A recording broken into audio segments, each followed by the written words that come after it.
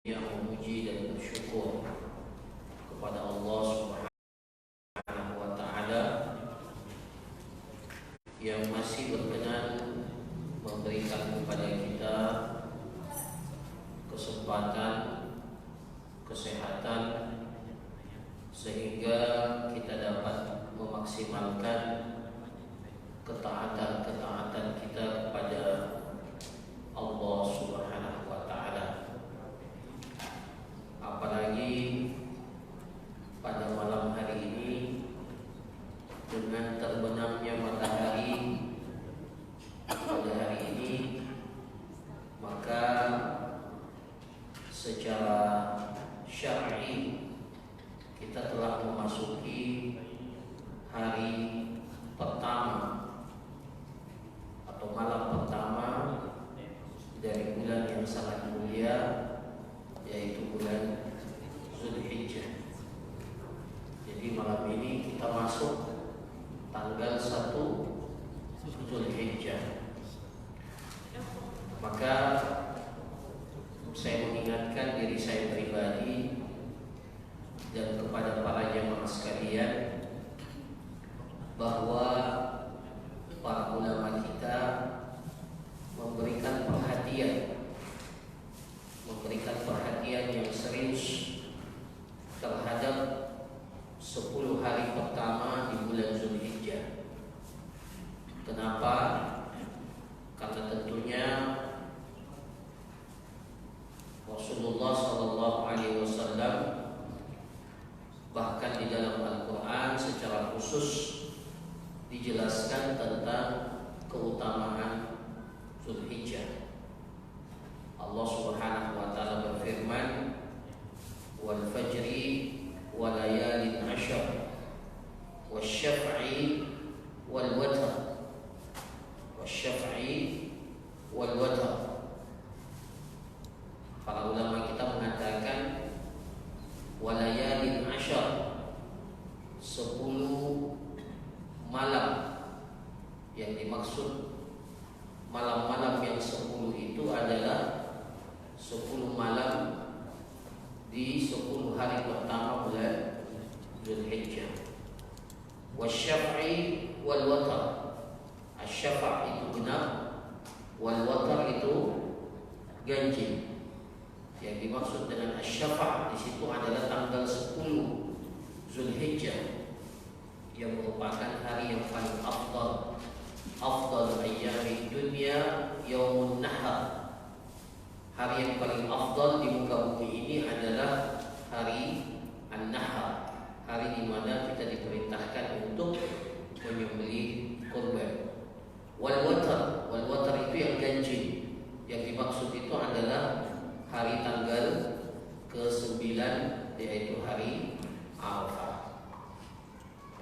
Maka ini merupakan satu kemuliaan yang diberikan oleh Allah Subhanahu wa taala. Mudah-mudahan kita dapat memaksimalkan ketaatan pada hari-hari yang mulia ini, di mana ketaatan yang kita lakukan pada hari-hari 10 hari pertama di bulan Zulhijjah ini keutamaannya begitu sangat besar. Dalam hadis Ibnu Abbas radhiyallahu anhu, Rasulullah sallallahu alaihi wasallam bersabda, "Ma min ayyamin al-'amalu shalihu fihinna ahabbu ila Allah min hadhihi ayyamil 'ashr." Tidak ada amal saleh di mana amal saleh yang dilakukan pada waktu tersebut adalah amalan yang paling dicintai oleh Allah. Dikatakan ahabbul a'mal, amalan yang paling dicintai oleh Allah, melainkan adalah amalan-amalan yang kita lakukan di 10 hari pertama di bulan Zulhijjah. Para sahabat bertanya, apakah amalan soleh tersebut itu melebihi keutamaan dari berjihad di jalan Allah? Rasulullah SAW mengatakan, "Wadal jihad fi sabilillah." Amalan soleh yang kita lakukan di 10 hari pertama bulan Zulhijjah itu melebihi keutamaan, bahkan melebihi keutamaan berjihad di jalan Allah Subhanahu wa taala. Illa rajulun kharaja bimalihi wa nafsihi summa lam yarji' bi syai'in, kecuali seseorang yang berjihad dengan dirinya dan hartanya. Kharaja bimalihi wa nafsihi, dia keluar. Illa rajulun kharaja bi nafsihi wa malihi, kecuali seorang yang keluar berjihad dengan dirinya dan harta yang dia miliki, summa lam yarji' bi syai'in, kemudian dia tidak kembali sama sekali. Dia meninggal di dalam jihad fi sabilillah dan harta yang ia bawa juga habis di jalan Allah Subhanahu wa taala, maka cuma itu yang mengalahkan keutamaan amalan-amalan kebaikan yang kita lakukan di 10 hari pertama di bulan Zulhijjah. Maka para salaf itu selalu memperhatikan 10 pada 3 tempat. Para salafus saleh itu memperhatikan 10 hari pada 3 tempat. 10 yang pertama adalah 10 hari terakhir di bulan suci Ramadan. 10 hari yang kedua adalah 10 hari pertama di bulan Zulhijjah. Kemudian 10 yang ketiga adalah 10 hari pertama di bulan Muharram. Mereka memperhatikan karena ini merupakan waktu-waktu musim-musim ketaatan, musim-musim kebaikan. Terkadang kita kalau di dunia ini kita terkadang menyesal karena tidak mendapatkan satu musim yang kita inginkan. Katakanlah musim durian umpamanya. Pas tiba selesai musim durian, kita malah menyesal.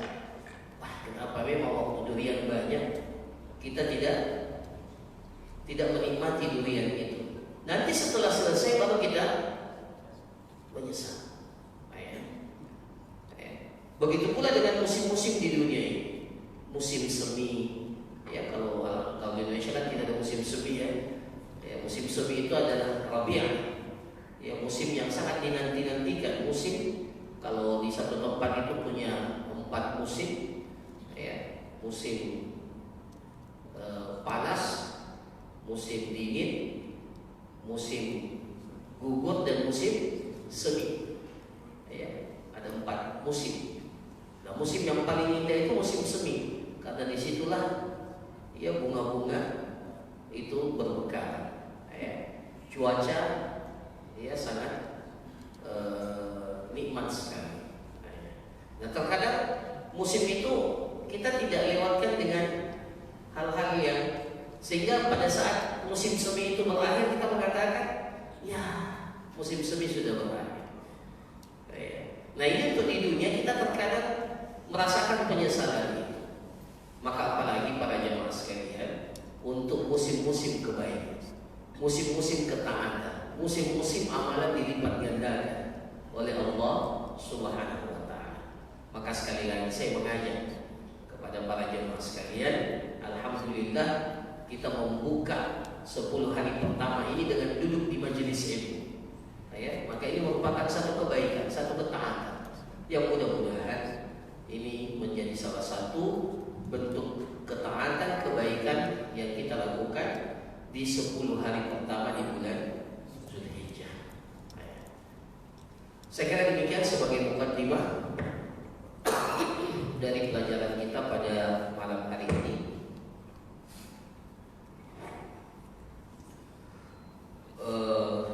Kemudian kita masuk kepada materi kita pada malam hari ini.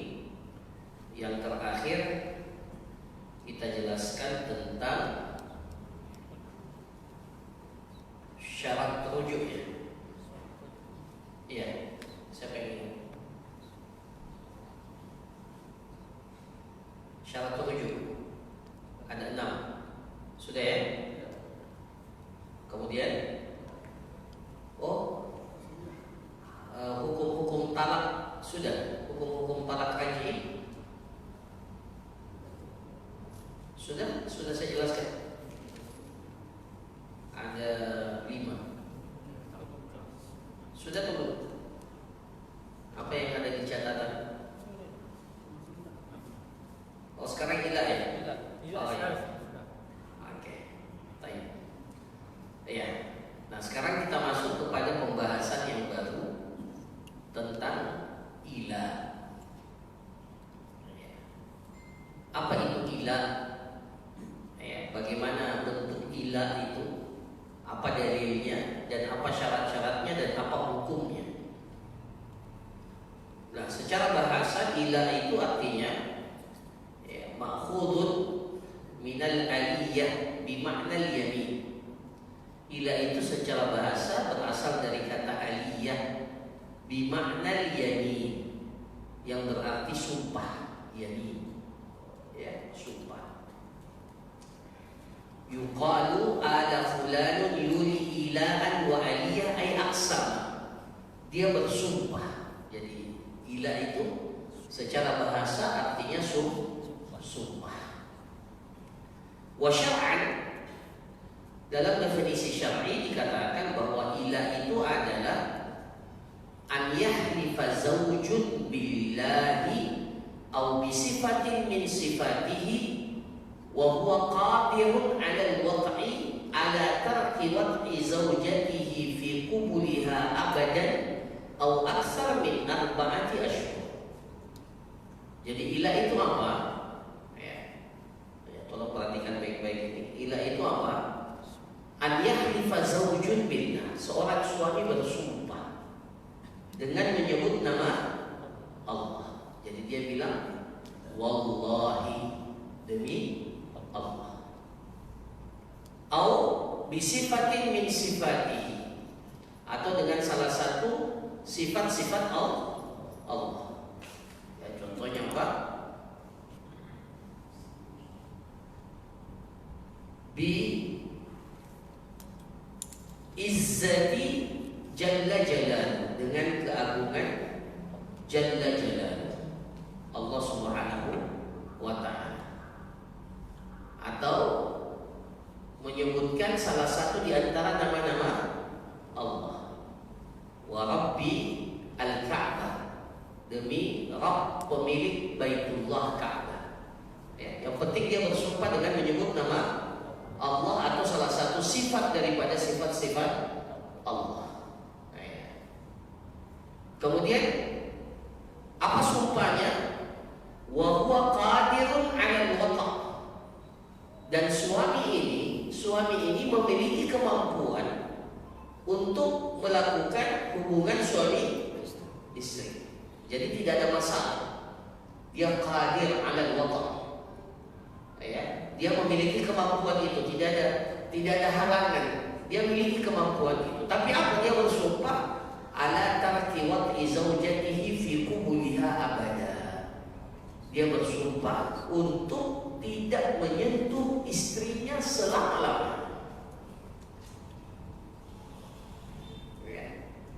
Jadi suami ini mengatakan, demi Allah, saya tidak akan melakukan hubungan suami istri denganku selama-lamanya, atau kepada istri saya selama-lamanya.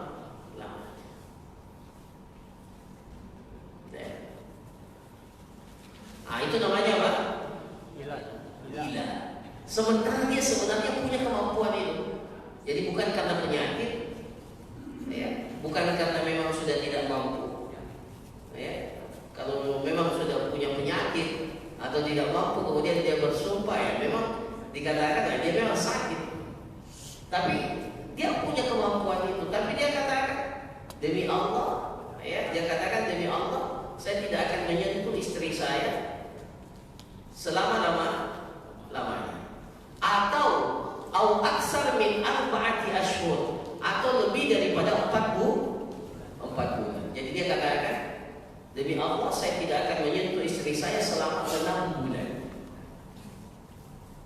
Demi Allah saya tidak menyentuh istri saya tidak akan menyentuh istri saya selama 5 bulan. Lebih daripada 4 bulan. Nah, itu yang dimaksud dengan ilah. Ada yang seperti itu? Bisa saja ada. Meskipun di Indonesia ini kelihatannya kasusnya tidak banyak, tapi bisa saja ada orang yang bersumpah seperti itu. Dia bersumpah seperti itu. Dia tidak ingin menggauli istri. Padahal dia mampu untuk melakukannya. Ya, dia mampu untuk melakukan hubungan suami istri. Nah, para jamaah sekalian yang dirahmati oleh Allah Subhanahu wa taala, apa dalil ila ini? Dalil ila ini terdapat dalam surah Al-Baqarah ayat 226 sampai dengan 227.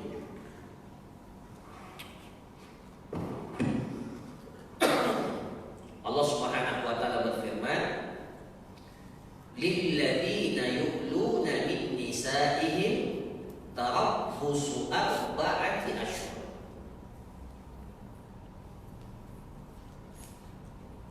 Bagi orang-orang yang melakukan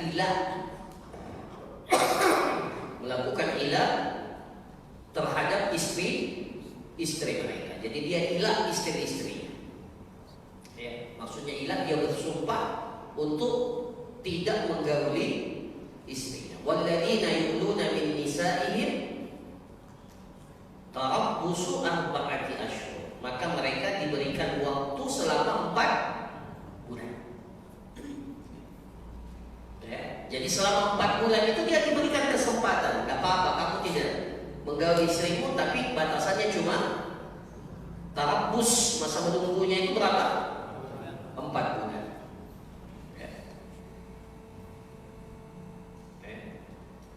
Fa in fa'u fa innallaha ghafurur rahim.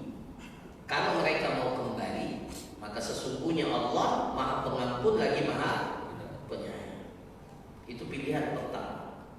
Jadi dikasih waktu 4 bulan. Selama 4 bulan ini mau kembali atau tidak?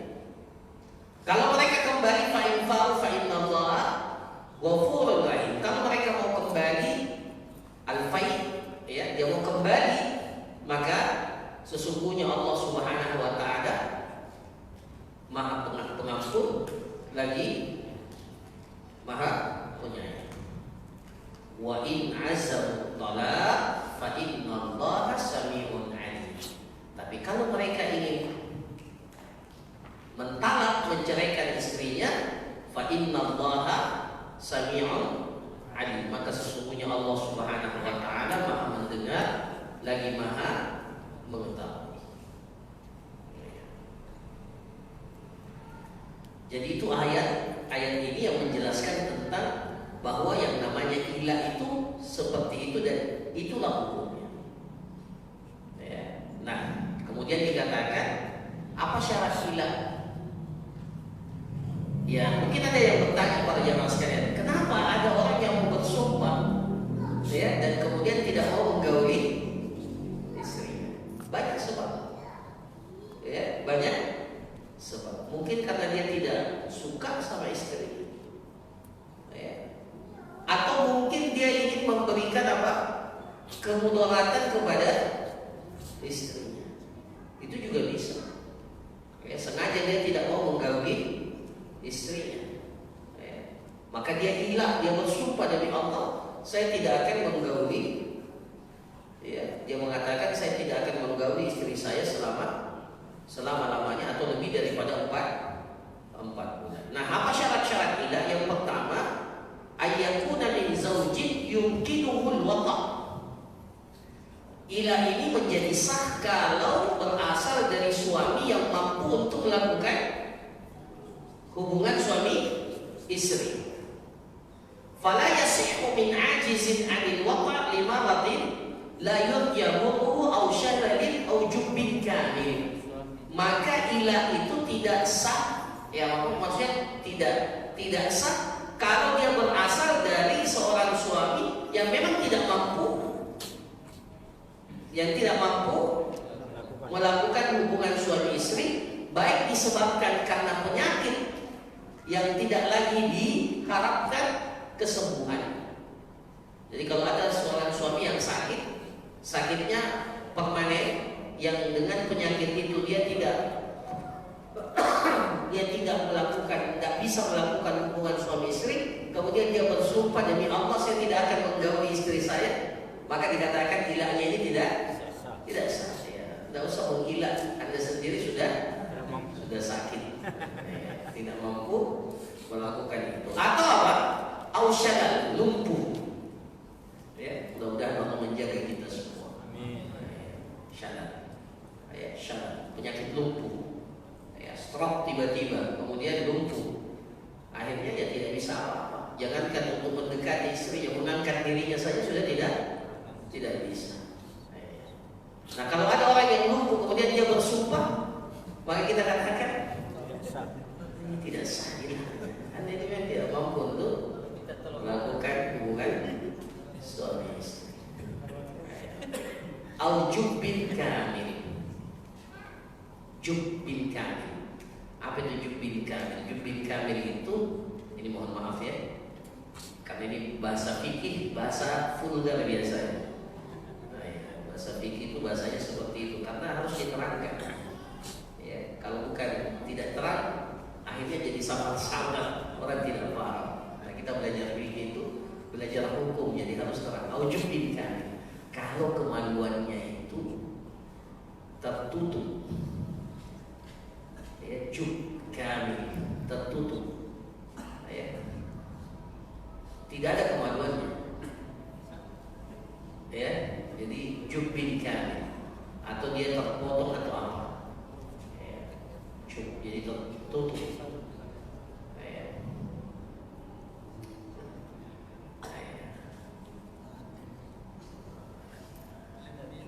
Atau memang ya apa seperti orang yang ini mohon maaf yang apa yang impoten ya, yang tidak ada syahwatnya sama sekali atau tidak berdiri dan seterusnya. Ya. Nah, ini kalau dia, tapi meskipun yang terakhir ini bisa diobati, apalagi dengan pengobatan modern sekarang, alhamdulillah banyak yang sembuh. Tapi katakanlah seperti orang yang kemaluannya itu juga nih, ya, dia itu tidak memiliki kemaluan. Jadi kalau dia bersumpah demi Allah saya tidak akan menggauli istri saya selama-lamanya, ya kita katakan ya memang tidak bisa. Ya. Nah ini yang pertama, syaratnya yang pertama. Jadi ilah itu nanti dikatakan sah kalau berasal dari suami yang mampu untuk melakukan hubungan suami istri. Kemudian yang kedua, an yahlifa billahi aw sifatin min sifatihi la bi talaqin aw itqin aw nadar. Dia bersumpah kepada Allah, ya, dia bersumpah dengan menyebut nama Allah atau salah satu daripada sifat-sifat Allah. Bukan dengan talak. Kalau talak ya jelas ya. Kalau talak jelas dia memang berniat untuk menceraikan istrinya, dia memang punya keinginan untuk menceraikan istrinya. Labi talaqin, jadi dia tidak katakan demi Allah ya saya mentalak istri saya, dia tidak katakan itu. Dia katakan demi Allah saya tidak mau berhubungan dengan istri saya, ya, dengan menyebut nama Allah. Au itqin au nadar, bukan pula dengan itq, membebaskan budak, atau dengan nazar, ya, demi Allah atau saya bernazar, ya, saya tidak mau menggauli istri saya, ya, jadi bukan dengan kata nazar, tapi dengan menyebut nama Allah, bersumpah dengan menyebut nama Allah atau dengan salah satu sifat daripada sifat-sifat Allah. Yang ketiga, an yahlifa ala tarkil wata' akthar min arba'ati ashhur. Itu syarat yang ketiga. Dia bersumpah untuk tidak menggauli istrinya lebih daripada 4 bulan.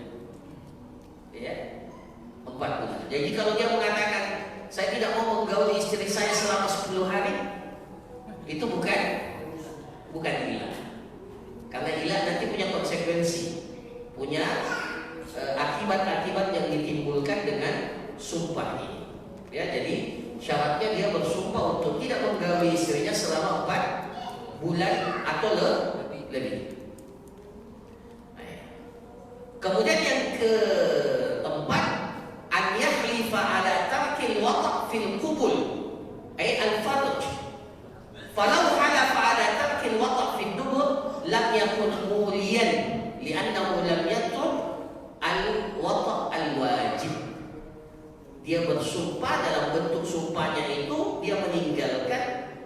untuk dia bersumpah untuk tidak menggauli istrinya dari kemaluan yang berada di depan, bukan yang di belakang.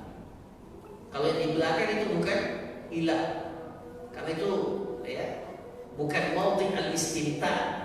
Ya, bagi laki-laki tempat kenikmatan itu di belakang atau di depan?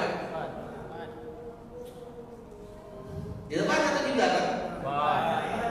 Yang menikah lah sudah tahu. Nah, maka itu yang dimaksud. Tapi kalau dia bersumpah mengilah, tapi yang dia maksud itu adalah duburnya, maka itu bukan ilah. Karena itu bukan maudhi', bukan tempat di mana seseorang itu merasakan kenikmatan, kecuali orang yang tidak wajar.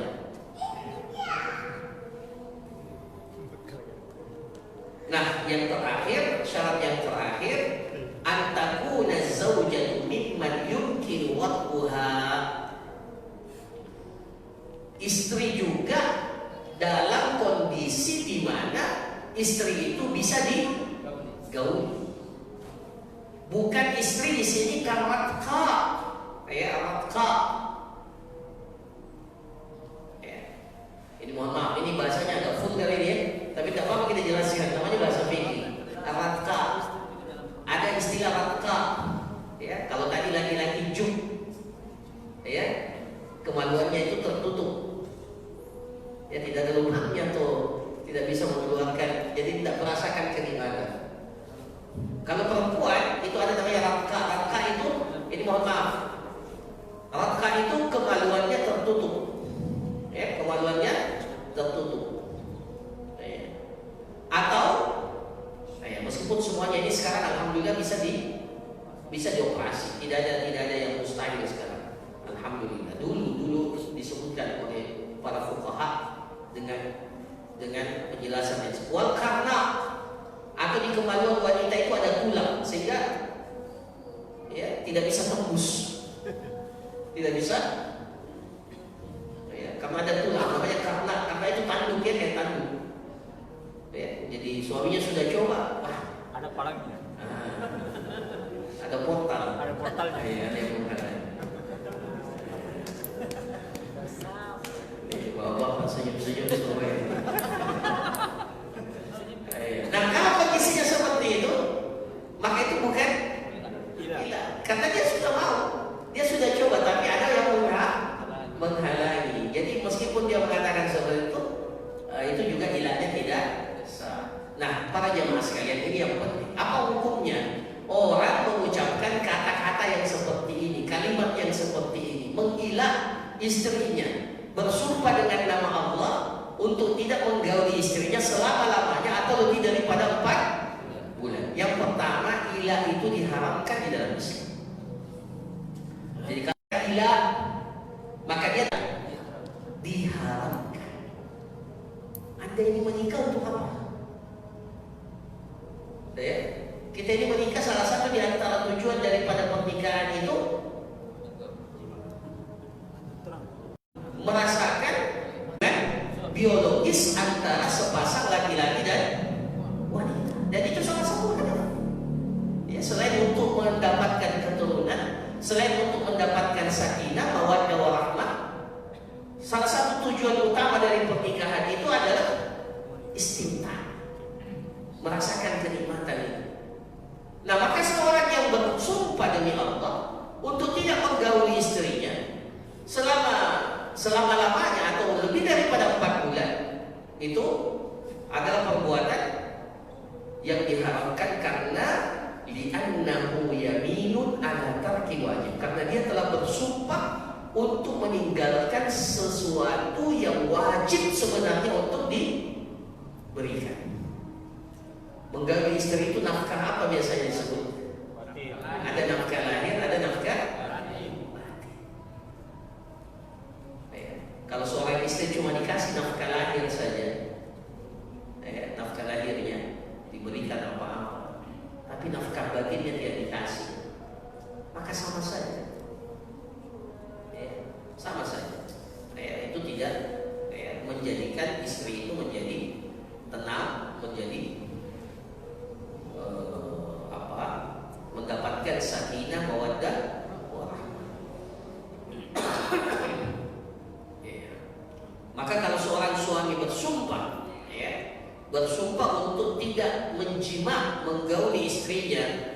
itu selama-lamanya atau lebih daripada 4 bulan, maka dikategorikan sebagai bahwa laki-laki itu mulim.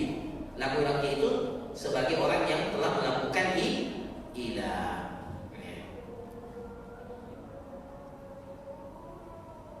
Nah, apa kewajibannya kalau dia sudah melakukan itu? Dia sudah bersumpah. Maka dalam syariat kita diberikan batasan waktu berapa bulan? 4 bulan. Diberikan batasan waktu 4 bulan. Ya, di sini dikatakan fa in hasala minhu waqtun laha wa takfirun an yaminihi qabla intihai al-arba'atil ashhur faqad fa'a.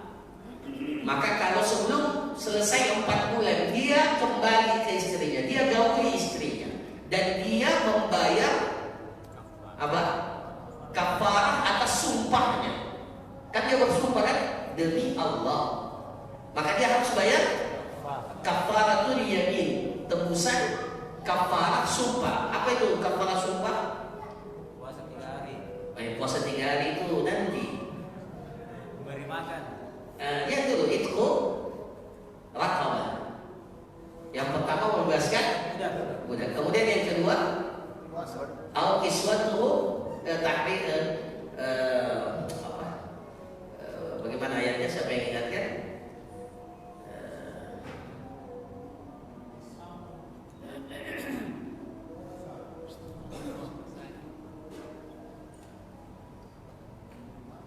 Memberi makan it'am, memberi makan orang miskin min awsati ma tut'imuna ahlikum. Ya, memberi makan berapa orang? 10. Ya, 10 orang miskin seperti makanan yang engkau berikan kepada keluarga kalian.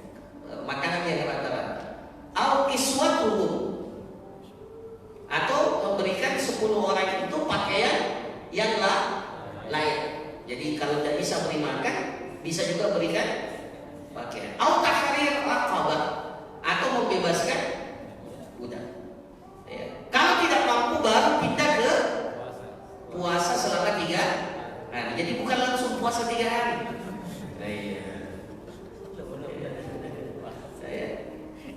Nanti kalau dia sudah tidak mampu, baru dia berpindah, tidak mampu membebaskan budak, atau tidak mampu memberi makan 10 orang miskin, atau memberikan apa? Pakaian. Nah, kalau dia mampu baru pindah ke puasa selama 3 hari. Nah, jadi kalau dia sudah kembali ke istrinya, boleh langsung kembali atau bayar kafarah dulu?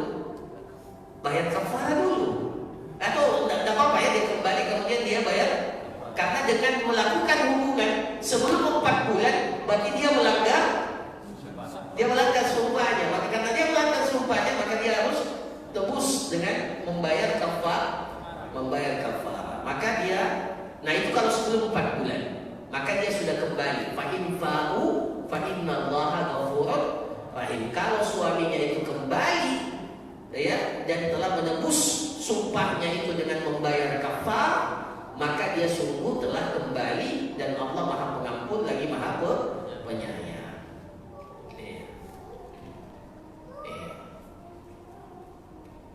Nah,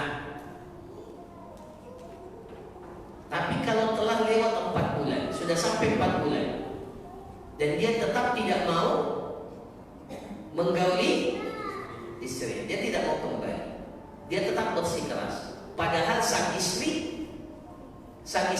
sudah meminta. Wa talabatil mar'atu dzalika minhu. Maka apa yang menjadi konsekuensinya kalau sudah sampai seperti ini, hakim, ya kalau kita ini pengadilan ya, hakim itu memberikan kepadanya 2 pilihan. Ya, salah satu daripada 2 pilihan. Yang pertama ini kalau sudah sampai berapa? Enggak, sudah sampai habis masa 4. Jadi di penghujung waktu itu dipanggil sama hakim, sini. Diberi 2 pilihan. Yang pertama rujuk dari sumpahnya dan diwajibkan untuk menggauli istrinya dan menebus sumpah. Jadi kalau sudah 4 bulan, hakim panggil orang ini. Anda kan sudah hilang istri Anda. Nah, maka ini sudah berakhir ini 4 bulan. Besok hari terakhir.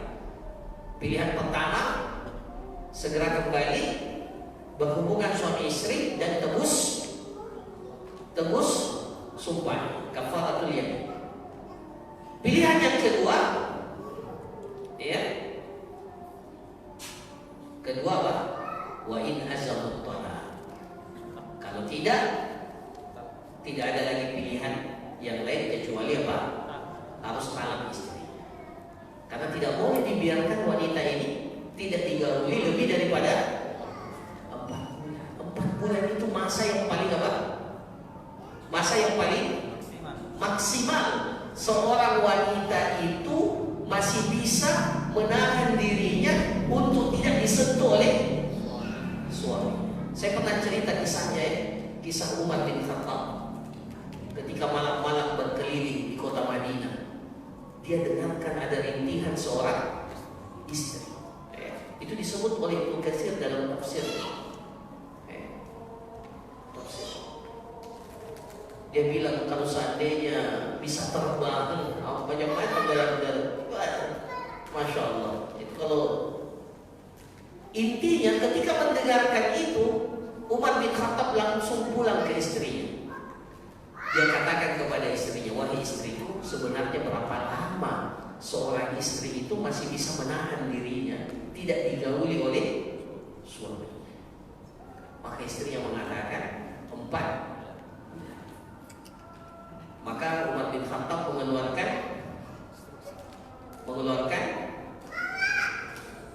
apa istilahnya kalau kita namanya? Mengeluarkan kebijakan.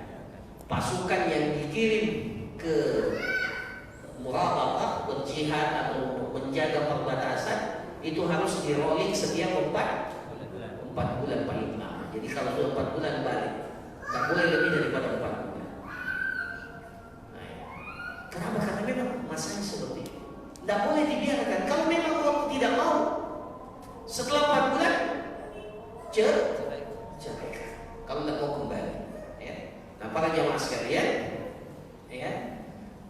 Nah, kalau dia menolak untuk menceraikan istrinya, sudah dikatakan kamu punya 2 pilihan, rujuk atau cerai. Ternyata dua-duanya dia tidak mau. Maka apa yang dikatakan dalam kitab ini?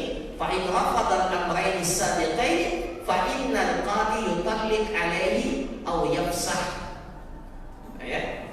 Maka qadilah yang menjatuhkan talak itu atas nama laki-laki. Jadi hakim yang itu yang namanya talak hakim. Jadi hakim yang melihat ini laki-lakinya ini memang tidak mau menceraikan. Padahal sudah 4 bulan dia tidak mau ceraikan, tidak mau rujuk, tidak mau juga ceraikan. Maka hakim yang memutuskan dan mentalak ya atas nama laki-laki itu. Nah,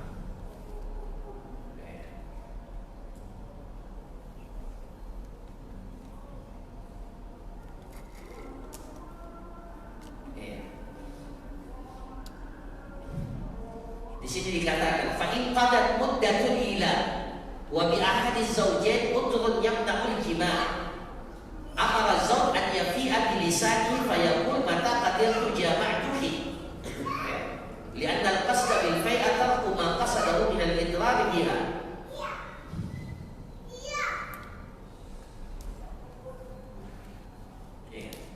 Jadi kalau sudah sampai waktunya tapi pas sampai 4 bulan suaminya atau salah satu daripada suami istri ini tidak mampu melakukan hubungan suami istri, umpamanya pas sampai 4 bulan tiba-tiba istrinya haid, kan tidak bisa berhubungan. Maka apa yang dia katakan? Kalau dia mau kembali kepada istrinya, dia katakan ya, kalau saya sudah mampu menggaulimu maka saya akan gauli. Nah, itu maksudnya. Jadi kalau umpamanya pas sampai 4 bulan salah satu daripada keduanya itu memiliki uzur sehingga tidak bisa digauli, atau laki-lakinya tidak bisa tiba-tiba sakit atau apa, maka dia mengatakan, ya, saya menembus sumpahnya dengan apa, mengatakan kalau saya sudah mampu maka saya akan menggauli istri saya.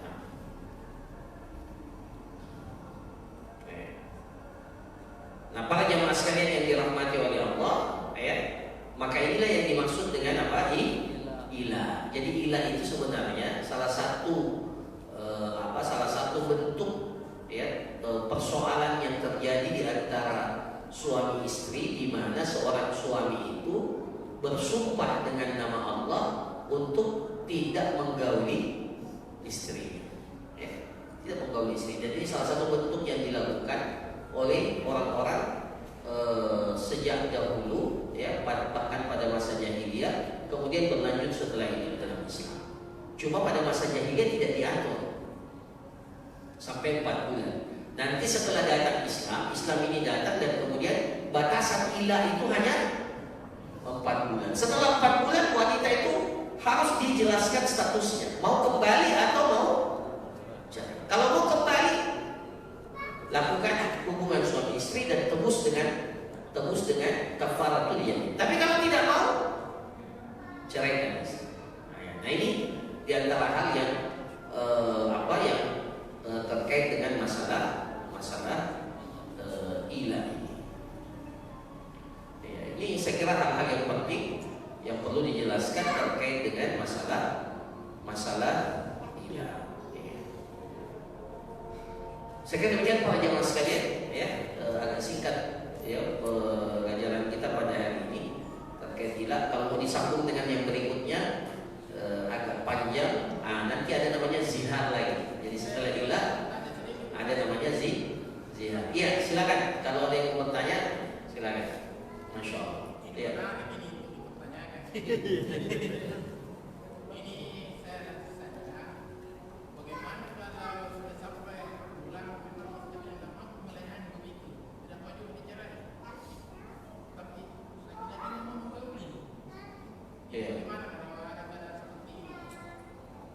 Jadi setelah 4 bulan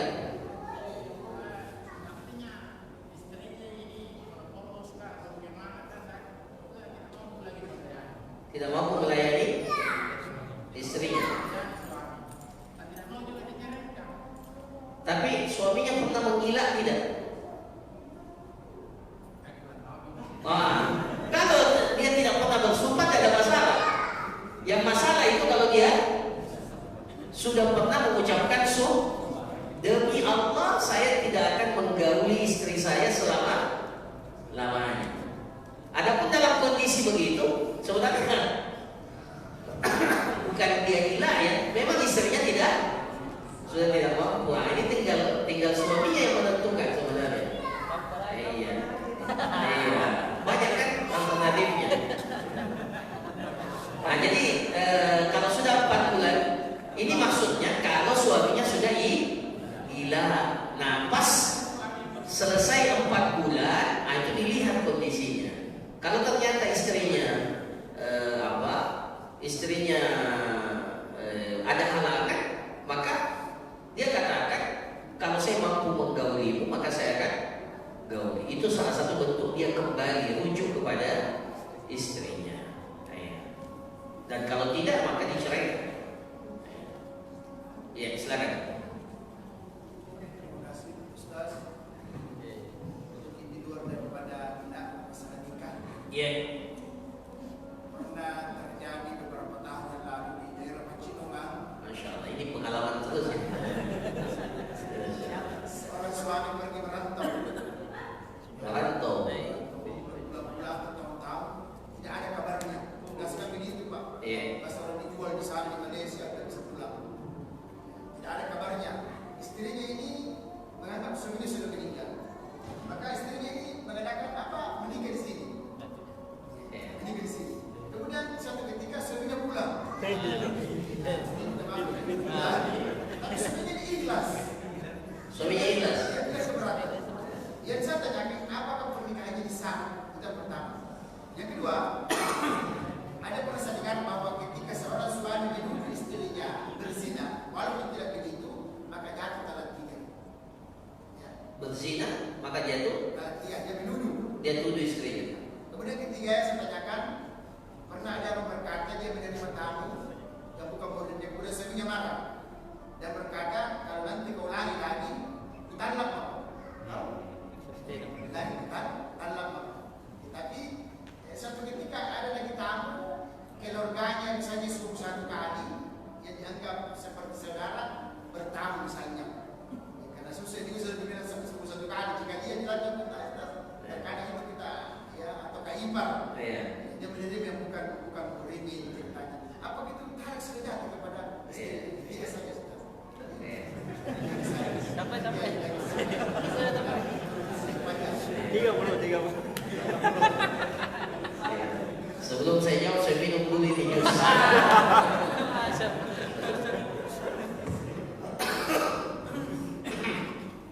Allah.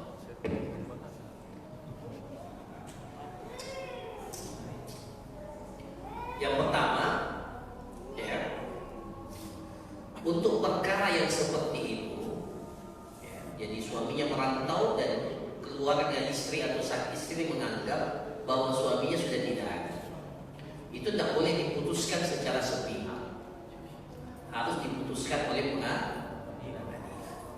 Ya. Jadi tidak boleh dia yang mengatakan mati.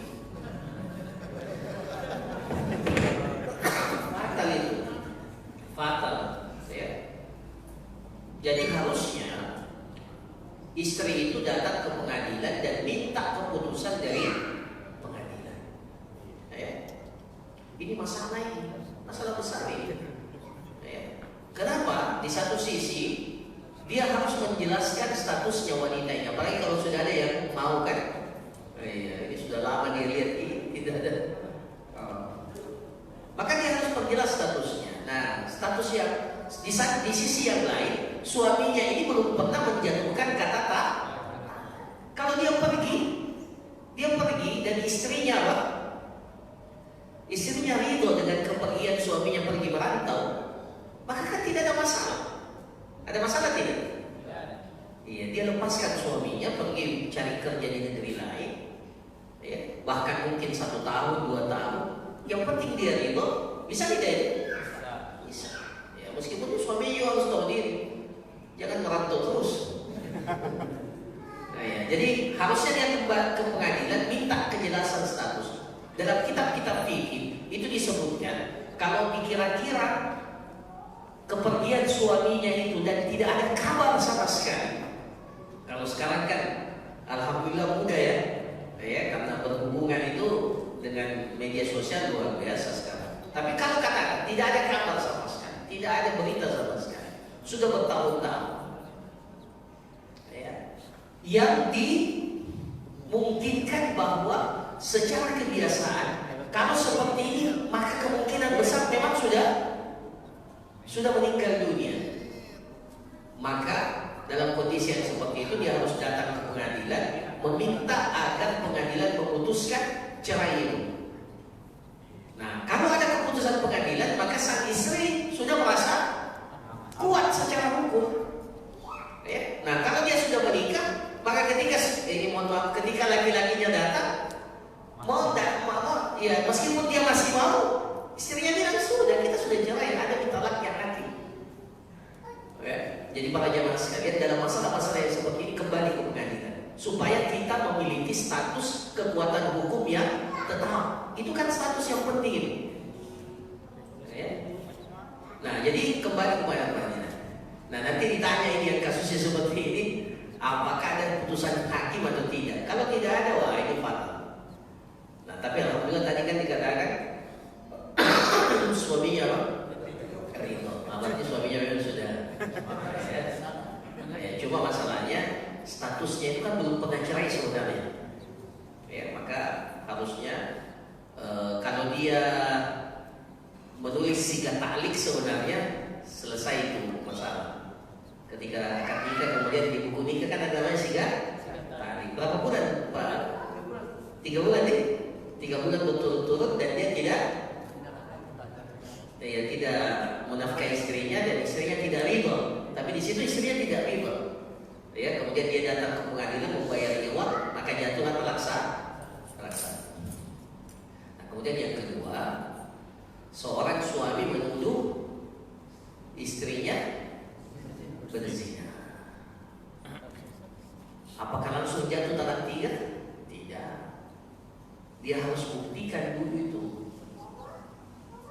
Dengan apa? Harus ada 4 orang saksi selain.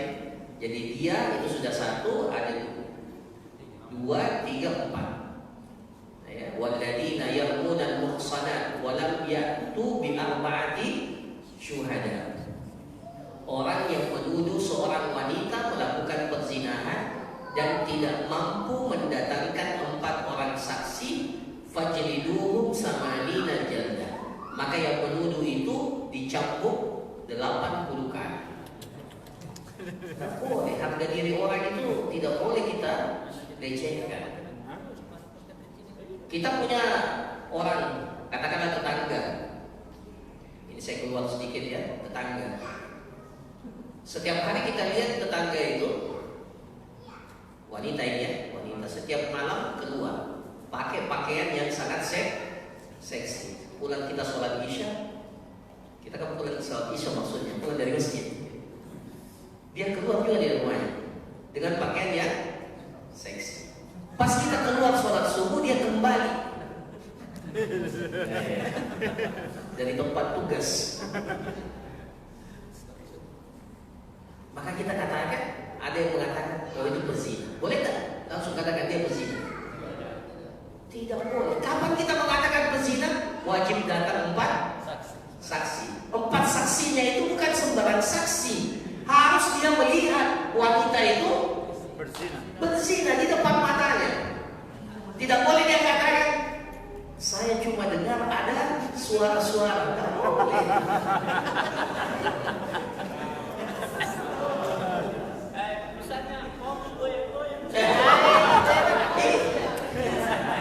Tidak boleh. Tidak boleh. Tidak boleh. Ini harga diri orang. Harga diri orang. Harga diri orang itu dalam Islam kehormatannya sama dengan hari Arafah, sama dengan Mekah, sama dengan bulan Zulhijjah. Tidak boleh dilecehkan. Ya, jadi tidak boleh dia bilang saya cuma lihat ada yang bergerak-gerak. Ini tidak boleh. Harus dilihat seperti ini, melihatnya seperti ini. Kalau tidak melihat seperti itu bukan saksi. Tapi sekarang kan ya bisa mungkin dengan rekaman video atau apa ya, dan rekaman video itu bisa dibuktikan. Ya. Jadi itu sekarang itu dianggap sebagai bukti yang kuat, meskipun dia bukan saksi, tapi sebagai bukti yang kuat dalam pengadilan. Nah, saya lanjut. Jadi kalau dia tidak mampu mendatangkan 4 orang saksi, maka diberikan pilihan yang kedua bagi suami. Ini suami ya, bukan orang asing. Kalau orang asing, tadi pilihannya cuma 1, datangkan 4 orang saksi. Kalau suami yang menuduh, dia punya pilihan yang kedua. Kalau tidak mampu 4 orang saksi, maka dia mengajukan li'an, saling melaknat di depan hakim. Nah ini nanti ada pelajarannya khusus ini. Tapi karena Pak tanya, jadi dia mengajukan apa? Li'an namanya, saling melaknat di depan hakim. Jadi suami dan istri datang ke pengadilan mengadukan bahwa suami menuduh istrinya umpamanya begini. Suaminya lihat istrinya, dia pulang ke rumahnya, dia lihat ada laki-laki lain di atas ranjangnya. Ya, dia lihat laki-laki lain di atas ranjangnya. Ini kan bukti kuat kan? Ini kenapa ada laki-laki lain ini? Sementara tidak ada saksi selain dia, maka syariat kita berikan alternatif yang kedua dengan li'an. Sementara istrinya menolak, tidak, saya tidak berzina. Ya. Datang ke pengadilan, hakim mengatakan silahkan. Suaminya mengatakan demi Allah, saya telah melihat istri saya berzina. Apalagi kalau sampai sudah hamil ya. Dan dia mengatakan itu janin yang dia kandung bukan dari bukan anak saya, tapi dia bilang demi Allah. Berapa kali? 4 kali. dia ulangi itu sebagai ganti 4 saksi. Jadi dia ulangi, demi Allah saya telah melihat istri wanita ini berzina dan janin yang dia kandung itu bukan dari saya. Tapi harus ditambah dengan yang kelima. Dan saya siap dilaknat oleh Allah kalau saya berdusta.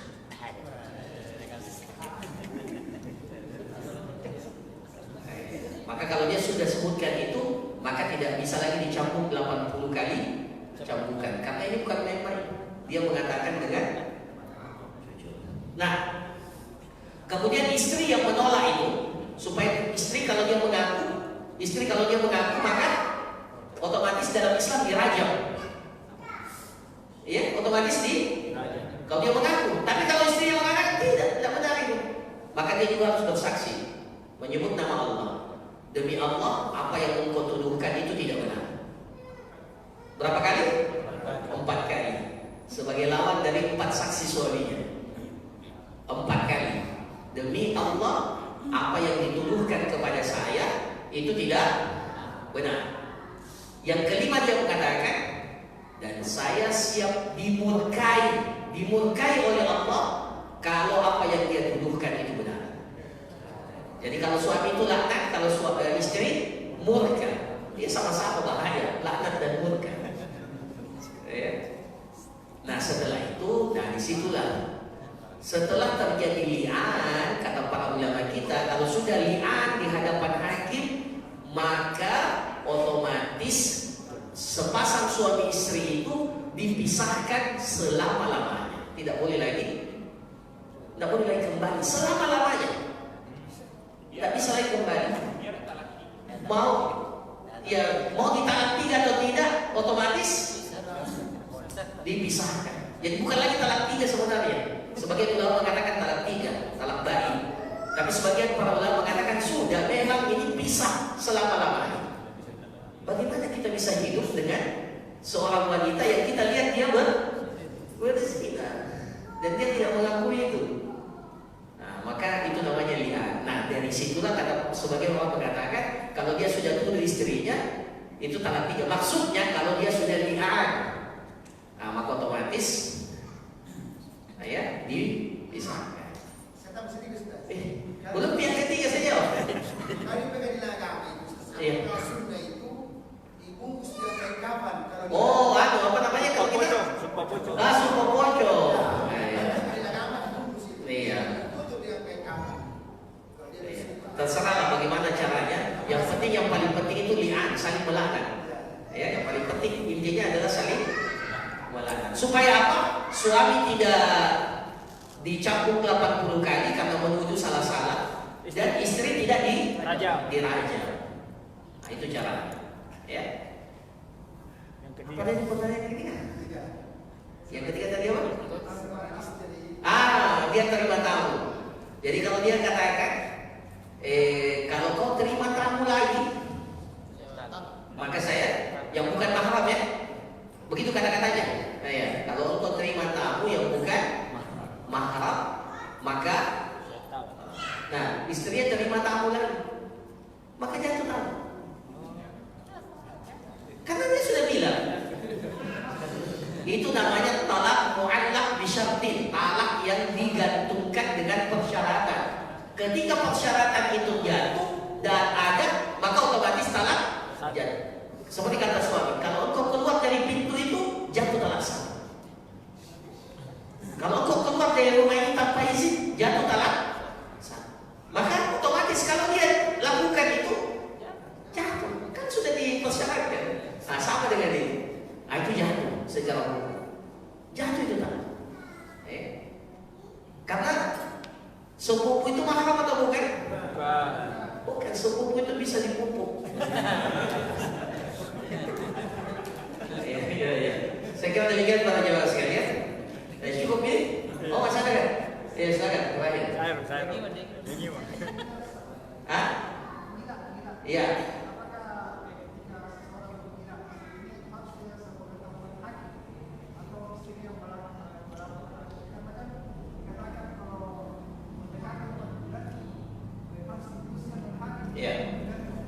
Semuanya ini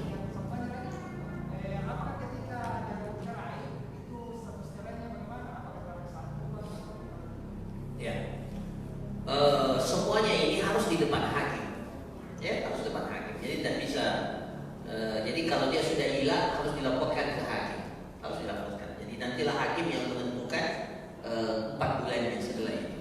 Ya, tak boleh kita sendiri-sendiri karena ini bisa menimbulkan sengketa. Nah, iya. Nah kemudian yang kedua apa tadi? Talaknya talak satu. Masih diberikan kesempatan untuk rujuk. Rujuk.